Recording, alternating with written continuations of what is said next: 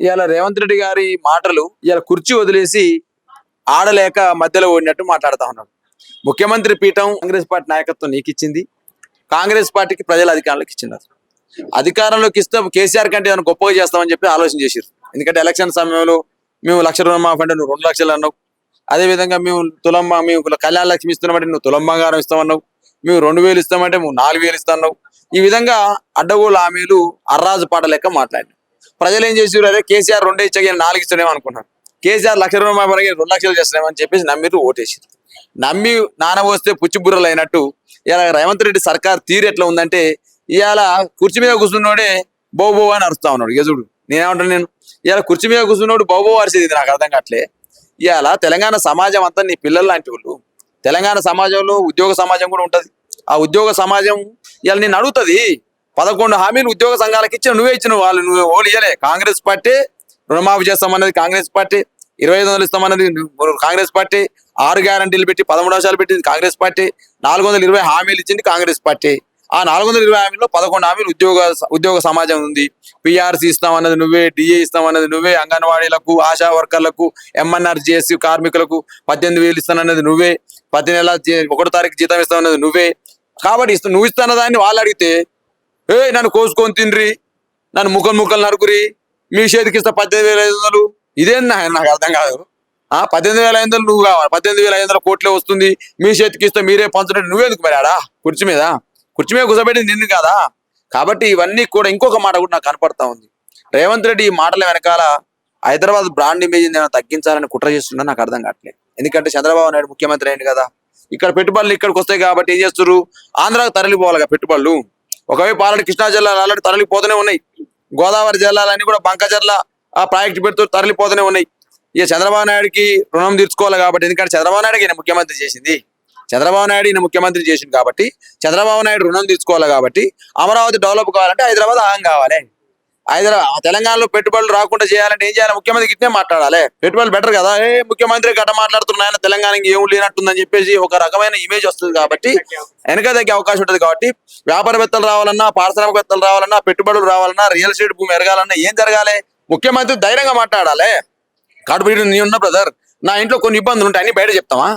తల్లి తన కడుపులో దాచుకుంటది, తండ్రి పాత్రగా నువ్వు కడుపులో దాచుకోవాల్సిన బాధ్యత. కాబట్టి నాకేమనిపిస్తాడు, తెలంగాణ రాష్ట్రం మీద ఏమైనా కుట్ర చేస్తుంటారు రేవంత్ రెడ్డి. ఎందుకంటే ఉద్యోగ సమాజం కూడా ఆయన వ్యతిరేకంగా, అప్పుడు ఆయన తెలంగాణ వ్యతిరేక, మా ఉద్యోగ సమాజం తెలంగాణ రావాలని కొట్టాడే, పెన్ డౌన్ చేసి సాయ నిరాకరణ చేసి ఆ ఉద్యోగ సమ్మెలు చేసింది. కాబట్టి ఉద్యోగుల మీద ఖర్చుతోటి ఏమన్నా ఆలోచన చేస్తా ఉన్నాడా, లేకపోతే చంద్రబాబు నాయుడికి సాయం చేయడం కోసం అమరావతిని ఏమన్నా చేయడం కోసం చేస్తున్నాడా? ఆ విధంగా కనిపిస్తుంది. గౌతమ్లో అనగానే ఏమో బీహార్లో పాలన నడుస్తుందంటే ఓలా జితేంద్ర నేను అంటున్నా, ఇవాళ మీ జితేంద్ర ఓళ్ళు డీజీపీ. ఇవాళ నేను అంటా ఉన్నాను, ఇవాళ నువ్వు ఆంధ్ర అధికారులు పెట్టుకుంటూ గతంలో రిటైర్డ్ అధికారులు అన్నావు కదా, మరి నువ్వు ఇవాళ రిటైర్డ్ అధికారులు నువ్వు నియమించుకున్నావు కదా, నిన్న నువ్వు నీ సీఎంఓలో నువ్వు రీసెంట్ గా నియమించుకున్నావు కదా. ఇవాళ ఆదిత్యదాస్ ఎవరు, ఆదిత్యనాథ్ దాస్ ఎవరే? ఇవాళ నీటి సలహాదారుడు ఎవరంటే ఆయన ఆంధ్రాకు సిఎస్ గా పనిచేసిన ఆయన తీసుకొచ్చి చంద్రబాబు నాయుడు చెప్తే ఆదిత్యనాథ్ తీసుకొచ్చి సిఎస్ చేస్తావు అంటే తెలంగాణ కృష్ణ జలాలు మొత్తం తరలించకపోవాలి, గోదావరి జలాలు తరలించకపోవాలని చెప్పేసి మనకు అన్యాయం చేసిన ఆయన తీసుకొచ్చి ఇప్పుడు నేను అంటున్నా బ్రదర్ ఒకటే, ఇవాళ ముఖ్యమంత్రి కుర్చీ మీద కూర్చొని మాట్లాడిన మాట ఏదైతుందో ఓకే, రేవంత్ రెడ్డి వాస్తవం ఒప్పుకున్నాను ఒక మాట అనిపిస్తుంది నాకు. ఎందుకంటే గతంలో దొంగతనం చేసింది కదా, దొంగ బ్యాగులు మోసింది కదా. ఎందుకంటే ఎమ్మెల్సీ స్టిఫెన్సన్ ని కొనడం కోసం 50 లక్షల బ్యాగ్ మోసింది కాబట్టి మరి దొంగ బుద్ధి మళ్ళీ బయటకు వచ్చినాం. గతంలో మేమంటే నమ్మలే, గతంలో నన్ను దొంగ అంటారా, నన్ను జైలు పోయిరా అంటారా అంటే నమ్మలే. ఇలా ఆయన చెప్పుకుని దొంగనని చెప్పేసి ఏం మాట్లాడుతుంది భయ, నాకు ముఖ్యమంత్రి మాట్లాడా ఏమన్నా చెప్పులు చెప్పులు ఎతకపోతారని భయపడదు. ఏమన్నా అర్థం ఉన్నా అదే మాట్లాడకాల చెప్పులు కూడా బయట ఉంటే ఎతకపోతారని వస్తుంది. తెలంగాణ పోతే గౌరవించలేరు. ఈయన అన్నాడు కదా, కేసీఆర్ ఢిల్లీకి పోవట్లేడు, కేసీఆర్ కేంద్ర మంత్రిని కలుస్తలేడు, కేసీఆర్ నరేంద్ర మోడీని కలుస్తలేడు, అందుకే నిధులు 43 సార్లు పోయింది బ్రదర్. ఇంకా తెలంగాణ మొత్తం ఏమో దివాళు తీస్తుందట, వీళ్ళు మాత్రం బిజినెస్ క్లాసులలో పర్యటనలు. వైపు పెట్టుబడులకి విదేశాలకు పోతున్నాం అని చెప్పుకుంటూనే పెట్టుబడులకు నమ్ముతలేరు, రూపాయి ఇస్తలేరు అని మాట్లాడుతున్నారు. ఇప్పుడు దావోస్ నుంచి 1000 కోట్ల పెట్టుబడులు అన్నాడు, సింగపూర్ నుంచి 1000 కోట్ల పెట్టుబడులు అన్నాడు, దక్షిణ కొరియా నుంచి 1000 కోట్ల పెట్టుబడులు అన్నాడు. ఒకవైపు పెట్టుబడులేమో మొత్తం ధారాళంగా వస్తున్నాయని మాట్లాడుతూ ఉన్నాడు. రైజింగ్ తెలంగాణ అంటున్నాడు, ఇలా మాట్లాడి లూజింగ్ తెలంగాణ మాట్లాడుతూ ఉన్నాడు. నేనేమంటున్నా ఇవాళ 100కు 100% మీరు పోయే ఇటు ఇలా మంత్రులు ముఖ్యమంత్రినేమో బిజినెస్ క్లాసులలో ప్రయాణించవచ్చు, వాళ్ళ మంత్రులేమో హెలికాప్టర్ లేకపోయినా బయటకు వెళ్ళకపోవచ్చు. ఇక మంత్రులు అనుకుంటారా ఏ రోపే ఆయనకేనా ముఖ్యమంత్రికేనా మాకు కూడా రోపే ఉండాలి ఏమనుకుంటారు పోలీసు వాళ్ళు ఏమనుకుంటారు అని ఇన్స్ట్రక్షన్ ఇస్తున్నారట.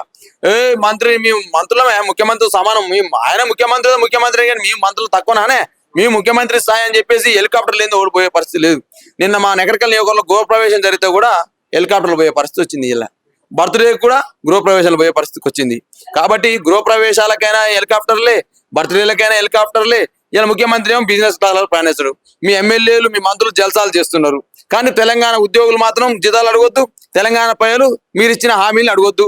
అడిగితే కేసు, అడిగితే జైలు, అడిగితే కొట్లాట. కేసీఆర్ రాష్ట్రాన్ని దివాలా తీయించి కాసి ఫామ్ హౌస్ లో పోయి వండేనా అని చెప్పిన ఇక నీ బ్రదర్ ఇక దివాలా తీసిందా తెలంగాణ రాష్ట్రం ఎట్లుందా అనేది 18,000 కోట్ల రూపాయలు 18,000 కోట్ల రూపాయలు ఏదైతే మన రాష్ట్రం సంబంధించి మేము మాది అయిపోయిన తర్వాత కాంగ్రెస్ అప్పచెప్పినాం. నెల మనకు 18,000 కోట్లు వస్తుంది. ఆ 18,000 కోట్లు ఇవాళ అంతే ఉంది కదా, ఎవరు దివాళా తీసినట్టు. 18,000 కోట్లు 19,000 కోట్లు 20,000 కోట్లు చేస్తే కదా నువ్వు వచ్చేది. ఇవాళ నువ్వు రియల్ ఎస్టేట్ భూమి తగ్గిందంటే దానికి కారణం ఎవరే?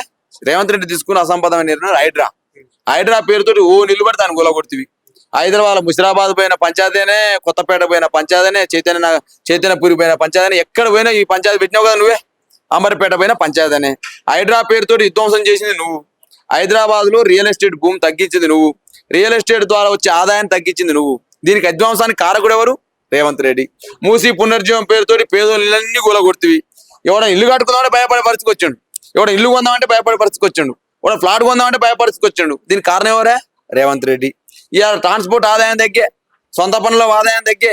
ఇక నువ్వు తగ్గిందాలో ఒక ఎక్సైజ్ ఆదాయం ఇంత పెరిగినట్టు గుర్తు నాకు తెలిసి అయితే. అన్ని తగ్గినాయి కానీ ఆ ఎక్సైజ్ కూడా ఇవాళ గతంలో బారు తెలంగాణ, కేసీఆర్ తెలంగాణ చేసి ఉంటూ తాగుబోతులు తెలంగాణ. మరి నువ్వే తెలంగాణ చేస్తున్నావే నేను అంటాను. నేను ఇవాళ ఇక గతంలో కేసీఆర్ అప్పులు చేసి నువ్వేం చేస్తున్నావా? నువ్వు ఎప్పుడైనా నువ్వు అప్లై చేస్తున్నావు 1,53,000 కోట్లు చేసిండు. మేము 10 సంవత్సరాలలో 4,17,000 కోట్లు చేస్తే నువ్వు ఆ 16 నెలల్లో 1,53,000 కోట్లు చేసినావు కదా. మేము 4,17,000 కోట్లు తీసుకొచ్చి ఇంకోకి ముసలి పింఛని పెంచినాం. రైతు బంధు 70,000 కోట్లు ఇచ్చినాం. రైతు భరోసా ఇచ్చినాం. రైతుకు సంబంధించినటువంటి ఏదైతే బీమా ఇచ్చినాం, కేసీఆర్ కిట్ ఇచ్చినాం, న్యూట్రిషన్ కిట్ ఇచ్చినాం, అదే విధంగా అనేక దళిత బంధు ఇచ్చినాం, బీసీ బంధు పెట్టినాము. ఇన్ని రకాల కార్యక్రమాలు చేసినావు. నువ్వు 1,53,000 కోట్లు తెచ్చినావు. ఏమి ఇచ్చినావు?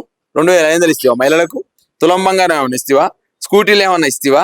లేకపోతే ఏమన్నా మహిళలకు సంబంధించినటువంటి సంబంధించి ఏదైతే రైతు బంధు మొత్తం చేస్తావా? రైతు రుణమాఫీ చేస్తావా? నువ్వేం చేసినావు? లేదా నిరుద్యోగ వృత్తి ఇస్తావా? ఏమి ఇచ్చినావు నువ్వు? 1,53,000 కోట్లు ఏం చేసినావు? ఇవాళ నేను అంటున్నాను, నాకేమనిపిస్తుంది అంటే రాష్ట్రం మాత్రం దివాళా తీస్తా ఉంది, అనుమూల కుటుంబం మాత్రం ఐగి పెరుగుతా ఉంది. కొండలరెడ్డి ఆస్తులు పెరుగుతున్నాయి, వాళ్ళ ఇయ్యంపుడు ఆస్తులు పెరుగుతున్నాయి, వాళ్ళ బామ్మాడి ఆస్తులు పెరుగుతున్నాయి, వాళ్ళ సడ్డగుడ ఆస్తులు పెరుగుతున్నాయి, వాళ్ళ అన్నదమ్ముల ఆస్తులు పెరుగుతున్నాయి. కానీ రాష్ట్రం మాత్రం దివాళా తీస్తుందని చెప్పి మాట్లాడుతున్నాడు. బిడ్డ, రాష్ట్రం దివాళా తీయట్లే. నీ దివాళా కోరు తనం ఏదైతే ఉందో, నీ ముందు చూపు లేని తనం ఏదైతే ఉందో, నీ అహంకారం ఏదైతే ఉందో, నువ్వు ఒకవేళ ఈ బ్రాండ్ మీద తగ్గించి చంద్రబాబు నాయుడికి ఏమైనా సాయం చేద్దామని ప్రయత్నం చేస్తున్నావేమో కానీ నీ ఆటలు చెల్లవు బిడ్డ. నీ తెలంగాణ రాష్ట్రం అనేది డెవలప్ అవుతున్నటువంటి రాష్ట్రం ఇది. హైదరాబాద్కి వచ్చి రజనీకాంత్ ఏం చెప్పిండండి? రజనీకాంత్ హీరో ఏం చెప్పిండు? హైదరాబాద్ న్యూయార్క్ లెక్క ఉందని మాట్లాడితే నువ్వు ఇవాళ మాట్లాడే మాటలా? ఇవాళ కుర్చీ మీ ఏమంటారు కదా, కనకపు సింహాసనం ఉన్న సునికమును కూర్చుండబెట్టి వెనకట్టుకున్న వేళ మాలన్నట్టు ఇవాళ అంత పెద్ద కుర్చీలో నిన్ను ఒక కుక్క లెక్క కూర్చోబెట్టి అందుకే వెనకడికి అయితే మార్చలేకపోతున్నావు. ఇలా బౌబు అనుతున్నావు తప్ప అభివృద్ధి చేయాలని ఆలోచన రావట్లేదు నీకు. ఇలా ఒక ముఖ్యమంత్రిని ఈ విధంగా మాట్లాడుతూ నాకే బాధ అనిపిస్తుంది. కానీ ముఖ్యమంత్రి సోయి మర్చి మాట్లాడుతుంది కదా. ముఖ్యమంత్రి సోయి మర్చి తెలంగాణ ఇమేజ్ తగ్గించే విధంగా మాట్లాడితే నాలాంటి తెలంగాణ ఉద్యమకారుడు, తెలంగాణ ఉద్యమంలో తెలంగాణ రాష్ట్ర అభివృద్ధి చెందాలని కోరుకున్న వాళ్ళం ఈ మాటలు వింటే మాకు బాధ అనిపించదా బ్రదర్? మాకు అనిపిస్తుంది అరే ముఖ్యమంత్రికి ఇట్లా మాట్లాడవచ్చు అనిపిస్తుంది. కానీ ముఖ్యమంత్రి అట్లా మాట్లాడడం మేమేం చేయాలి మరే? కాబట్టి ఇది అన్యాయం బ్రదర్, ఇది చాలా చాలా దుర్మార్గం. ఇది ఇటువంటి వాక్యాలను వెంటనే వెనక్కి తీసుకోవాలి. ఇవాళ 100% చంద్రబాబు నాయుడిని అమరావతిని డెవలప్ చేయడం కోసమే ఈ కుట్ర అని అంటా ఉన్నాను నేను. ఈ కుట్ర దాగి ఉంది ఇలా. ఖచ్చితంగా అమరావతి రాజధాని డెవలప్ చేయడం కోసం పెట్టుబడులన్నీ కూడా ఇక్కడి నుంచి అమరావతి తరలిపోవడం కోసమే ఈ కుట్ర చేస్తుంది రేవంత్ రెడ్డి. ఉద్యోగులే ఉద్యమకారులే ఉద్యమం చేసిండ్రా అన్నాడు, వాళ్ళ త్యాగం మర్చిపోమని చెప్పి కేటీఆర్ గారు మాట్లాడుతున్నారు. మరి అదే ఉద్యోగుల గురించి రేవంత్ రెడ్డి గారి మాట్లాడడం ఎట్లా అనిపిస్తుంది? ఉద్యోగ సమాజం ఏదైతే ఉందో తెలంగాణ రాష్ట్రం కోసం ఇలా మా దేవి ప్రసాద్ గారు, మా స్వామి గౌడ్ గారు, మా శ్రీనివాస్ గౌడ్ గారు, అదేవిధంగా అనేక మంది ఉద్యోగ సంఘాల నాయకులు ఇవాళ మా ఉద్యమంలో పాల్గొన్నారు. వాళ్ళంతా తెలంగాణ రాష్ట్రం కోసం కొట్లాడినారు. అటువంటి వాళ్ళని వాళ్ళని కించపరుస్తూ ఉద్యోగ సమాజం ఏం చేస్తారా? చేసుకోరి, నన్ను కోసుక తింటారా, నన్ను వణుక తింటారా, చేస్తే మాత్రం ఏం చేయగలుగుతారని చెప్పేసి వాళ్ళు మాట్లాడుతూ ఉన్నారు కదా. నువ్వు చెప్పాల్సింది ఏంది? పెద్ద ఇంటి పెద్ద చెప్పాల్సింది ఏంది? ఇంకో మీ పిఆర్స్ అడుగుతున్నారు, ఇంకో గిది ఇయ్యగలుగుతాను, లేకపోతే మీరు డిఏ అడుగుతున్నారు, గిది ఇయ్యగలుగుతాను, మీది కోరిక తీర్చగలుగుతానని చెప్పి చెప్పాల్సిన బాధ్యత మీ మీద ఉంది కదా. అంగన్వాడీలకు ఆందోళన చేస్తే వాళ్ళని కొట్టిపిస్తుంది. ఇలా ఆర్టీసీ ఉద్యోగులు, ఆర్టీసీ సంబంధించిన సమ్మె కార్మికులు సరణిస్తే అలా పుల్లలు పెట్టి వాళ్ళని విడదీస్తుంటివి. కాబట్టి ఈ నక్కజిత్తుల వేషాలు మాను రేవంత్ రెడ్డి. ప్రజల పర్సెప్షన్ లో చూడు, ప్రజల ఆలోచనకు అనుగుణంగా పనిచేయి, ప్రజల కోసం పనిచేయి, తెలంగాణ సమాజం కోసం పనిచేయి. మళ్ళీ ఇంకా కూడా గతంలో ఏదైతే నీ బుద్ధి ఉందో, ఇక 18 కష్టాలు నీ ఏమన్నా బ్రదర్ నోరు కట్టుకొని పని చేస్తున్నా, మరి నోరు తెరిసిరా నేను అంటున్నాను. నీ అన్న మీకు పరిపాలన చేత కాదని మేమంటే మాకెందుకు కాదు పరిపాలన, మేము 60 ఏళ్ళ నుంచి పరిపాలన చేస్తున్నాం, తెలంగాణ ఉమ్మడి ఆంధ్రప్రదేశ్ 60 ఏళ్ళు చేసింది కాంగ్రెస్, మేము ఉత్త బ్రహ్మాండంగా పరిపాలిస్తామని చెప్పి అన్నాడు. మరి పరిపాలన చేతగాకనే ఇటువంటి మాటలు మాట్లాడుతూ ఉన్నారు. నేను అంటా ఉన్నాను నేను ఇవాళ ఓడు నోరు కట్టుకొని పని చేస్తే రైతు బంధు అయిపోద్ది అని చెప్పి నువ్వు అన్నావు. నోరు కట్టుకొని చేస్తే రుణమాఫీ కథం అయితే అని అన్నావు. మరి ఓళ్ళు నోరు తెరిచి ఇవ్వాలా, మీరు తెరిచిరా నోర్లు, మీ భార్యలు తెరిచిరా అంటూ లక్ష్మీపుత్రులు ఈ మంత్రులు గారు, లక్ష్మీ మంత్రులు వచ్చినారు ఈ మధ్య కాలంలో. మంత్రుల భార్యలే సెటిల్మెంట్ చేస్తున్నాడు. ఇవాళ నేను అంటాను, వస్తున్నాయి పేపర్లో, సోషల్ మీడియాలో. నాకు డౌట్ వస్తుంది, అనుమల కుటుంబ ఆస్తులు పెరుగుతున్నాయి, ఇక మంత్రులు చేతగాక మంత్రుల భార్యలు వచ్చి సెటిల్మెంట్ చేసే పరిస్థితి, 20% కమిషన్ తీసుకునే పరిస్థితి వచ్చింది. ఇవాళ 20% కమిషన్ల ప్రభుత్వంగా మారింది ఇది. ఇవాళ నీ అంటారు లేదు బ్రదర్, అనిరుద్ధ్ రెడ్డి అదే మాట మాట్లాడుతూ ఉన్నాడు, జీవన్ రెడ్డి ఏమో హోంశాఖ పనిచేస్తలేదు ఆయన మాట్లాడుతూ ఉన్నాడు, తీర్మానం మళ్ళీ కులగాల్లో బాగాలేదని ఆయన అంటా ఉన్నాడు. ఇవాళ వాళ్ళ మంత్రులు ఏమో మొత్తం కూడా కమిషన్ తీసుకోకుండా ఎందుకు 20% కమిషన్ తీసుకుంటారు మా దగ్గర అంటే, రాహుల్ గాంధీకి ఇవ్వాలి కానీ వీళ్ళు అంటారట. ఎదురు కథ ఎమ్మెల్యేలు మా దగ్గర తీసుకుంటారు 20% కమిషన్, కాంట్రాక్టర్ దగ్గర తీసుకుంటే అర్థం ఉంది కానీ ఉద్యోగుల దగ్గర తీసుకుంటే అర్థం ఉంది. ఏమైనా బిల్లులు పాస్ కావాలంటే ఉద్యోగుల దగ్గర కాంట్రాక్టర్ దగ్గర తీసుకోవాలి, మా దగ్గర ఎమ్మెల్యేలో మీ పార్టీ ఎమ్మెల్యే తీసుకున్నాడే, అరే బాబు మీ పార్టీ ఎమ్మెల్యే కదా రాహుల్ గాంధీకి ఇవ్వాలి కదా 20% కమిషన్ కాకపోతే బిల్లు పాస్ కావట్లేదు అని చెప్తారట. అన్న చివరికి ఏం చెప్తారు, ఇంతకుముందు చంద్రబాబు గారి ప్రస్తావన వచ్చింది కాబట్టి మొన్న ఆంధ్రప్రదేశ్ పునః ప్రారంభన అమరావతి విషయంలో నరేంద్ర మోడీ గారు వస్తే మన దేశ ప్రధాని సాక్షిగా లోకేష్ గారు ఉండి 2014లో తెలంగాణ నుంచి ఏర్పడ్డప్పుడు కట్టుబట్టలతోటి మెడబట్టి గింటేశ్వర్ అనే ఆ మాటలు ఏ విధంగా చూడొచ్చు? ఇప్పుడు తెలంగాణ మీద వ్యతిరేకత ఈ రోజు నుంచి కాదు బ్రదర్. ఇప్పుడు లంకలో పుట్టిన అన్ని రాక్షసులు అనే మాట ఒకనే మా కేసీఆర్ గారు. ఇలా ఆంధ్రాలో పుట్టినటువంటి రాజకీయ నాయకులు, పేద ప్రజలతో మాకేం సంబంధం లేదు. ఆంధ్రాలో ఉన్నటువంటి రాజకీయ నాయకులు ఇక్కడ పెట్టుబడులు పెట్టి ఇక్కడ వ్యాపార సామ్రాజ్యాన్ని నెలకొల్పి ఇక్కడ ఉన్న ఆస్తుల మీద కన్నేసినటువంటి ఏదైతే ఈ రియల్ ఎస్టేట్ కబ్జాదారులు ఎవరుతున్నారో, వ్యాపార దోపిడీదారులు ఎవరున్నారో వాళ్ళు మాత్రమే తెలంగాణ రాష్ట్రాన్ని యొక్క ఆకాంక్షను, తెలంగాణ రాష్ట్ర డిమాండ్ను అడ్డుకున్నారు తప్ప పేద ప్రజలకు సంబంధం లేదు. కాబట్టి ఆంధ్రాలో పుట్టినటువంటి రాజకీయ నాయకులందరూ కూడా లంకలో పుట్టిన రాక్షసులు లెక్కనే. కాబట్టి ఇలా ఇప్పుడు షెట్టోడు పెడితే ఇత్తోడు ఇప్పుడు ఇత్తోడు వెళ్తే షెట్టోడు మొలుస్తుందా? ఇత్తోడు వెళ్తే షెట్టోడు వెళ్ళొచ్చుగా బ్రదర్. చంద్రబాబు నాయుడు కొడుకు ఏం చేస్తారు అదే మాట్లాడతారు కదా. చంద్రబాబు నాయుడు తెలంగాణ వ్యతిరేకే, ఆయన కొడుకు కూడా తెలంగాణ వ్యతిరేకే. ఇంకేం మాట్లాడుతుంది? ఇప్పుడు భారత ప్రజాస్వామ్య పద్ధతిలో ఆర్టికల్ 3 ప్రకారం బాబాసాహెబ్ అంబేద్కర్ రాసినటువంటి ఆర్టికల్ 3 ప్రకారం, రాజ్యాంగంలో ఆర్టికల్ 3 ప్రకారం తెలంగాణ రాష్ట్రం ఏర్పడ్డది. పార్లమెంట్ లో ఉభయ సభలు ఆమోదం పొందినవి. ఈ రాష్ట్ర డిమాండ్ ని రాష్ట్రపతి దాన్ని గెజిట్ చేసి విడుదల చేస్తే ఇక లోకేష్ ఇట్లా మాట్లాడుతుంది ఏమనాలి నేనుగా? ఆయన మంత్రా కంత్రా ఏం మాట్లాడతాడు అంటే ఆయనలో తెలంగాణ వ్యతిరేక భావన కనపడతా ఉంది. ఎందుకంటే ఇత్తోడు పెడితే చెట్టోడు మొలవదు. చంద్రబాబు నాయుడు కొడుకు కూడా గట్టినే మాట్లాడతాడు కదా, తెలంగాణ వ్యతిరేకే కదా. కాబట్టి నాకు తెలిసి లోకేష్ తోటి ఈ మధ్య కాలంలో మా 10th క్లాస్ పరీక్ష రిజల్ట్ ఉన్నాయి బ్రదర్. 10th క్లాస్ పరీక్ష రిజల్ట్ కంటే కూడా ఆయనకు ఏంది దేవినేని ఉమా మహేశ్వరరావు పెళ్లి ఇంపార్టెంట్ అయింది మా రేవంత్ రెడ్డి గారికి. నేను ఏం చెప్పను నేనుగా అంటే 10th క్లాస్ పరీక్ష రిజల్ట్ మా సుమారు 10 లక్షల మంది విద్యార్థుల పరీక్షలు రాసినటువంటి 10th క్లాస్ విద్యార్థులు ముఖ్యమా ఆయనకు? దేవినేని ఉమా మహేశ్వరరావు పెళ్లి ముఖ్యమా? ఆ ఉమామహేశ్వరి పెళ్లి దేవినేని ఉమా ఆ పెళ్లిలో లోకేష్ రేవంత్ రెడ్డి ముచ్చట పెట్టుకుని మరి ఈ ముచ్చట నేను నీ తెలంగాణ హైదరాబాద్ ని బర్బాద్ అయిందని చెప్పు, బాగలేదని చెప్పు, మొత్తం ఖరాబ్ అయిందని చెప్పు, ఇక మేము అప్పుడు అమరావతి మంచి కట్టుకుంటాం బిడ్డ అని చెప్పి మోదీ వచ్చిపోయినాక జరిగింది ఇది.